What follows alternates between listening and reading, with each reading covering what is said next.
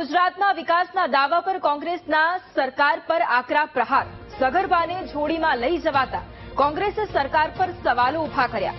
કોંગ્રેસના મુખ્ય પ્રવક્તા ડોક્ટર મનીષ દોશીએ સરકાર પર વાકબાણ ચલાવ્યા। ભાજપના ભ્રષ્ટ શાસકોને લીધે રાજ્યને શર્મસાર કરતી ઘટના બની તેવું કહ્યું। વધુમાં કહ્યું કે સરકાર માત્ર વિકાસ અને આરોગ્ય સેવાના મણગા ફૂંકે છે। આ જગ્યાએ અગાઉ કલેક્ટર અને ડીડીઓના વાહન પણ ફસાયા હોવાનું કહ્યું।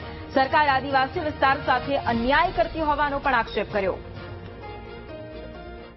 ગુજરાત જેવા વિકસિત રાજ્ય, પ્રગતિશીલ વાયબ્રન્ટ ગુજરાત આવી વાતોના દાવા કરતી ભાજપાના ભ્રષ્ટ શાસકોના પાપે ફરી એક વખત ગુજરાતને શર્મસાર કરે તેવી ઘટના બની છે।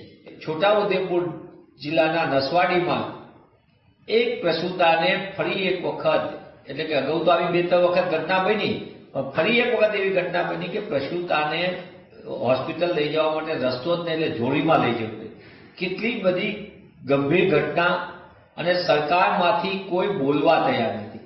આ એ જગ્યા છે કે જ્યાં ભૂતકાળની અંદર કલેક્ટર ને ડીડીઓ પણ ત્યાંથી પસાર થઈ ચૂક્યા છે, અને જ્યાં ગયા હતા ત્યારે ત્યાં સંપૂર્ણપણે એમના વાહનો ફસાઈ ગયા હતા। આ સમગ્ર ઘટના માટે, આ અમાનવીય ઘટના માટે ભાજપાની અસંવેદનશીલતા છે। સરકારની ગરીબ વિસ્તારને, ખાસ કરીને આદિવાસી વિસ્તારને અન્યાય કરવાની નીતિ ફરી એક વાર ઉજાગર થઈ છે।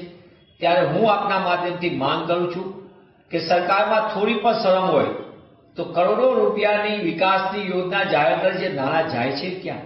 ત્યારે કોંગ્રેસ પક્ષ તરીકે અમે માંગ કરી છે કે આવા અંતરિયાળ વિસ્તાર, જ્યાં જ્યાં એમ્બ્યુલન્સ નથી પૂરતી, એવા વિસ્તારમાં પણ સરકાર સાદો રસ્તો પ્રધાનમંત્રી સડક યોજનામાં બનાવ, ગ્રામ સડક યોજનાનો પ્રોજેક્ટ છે,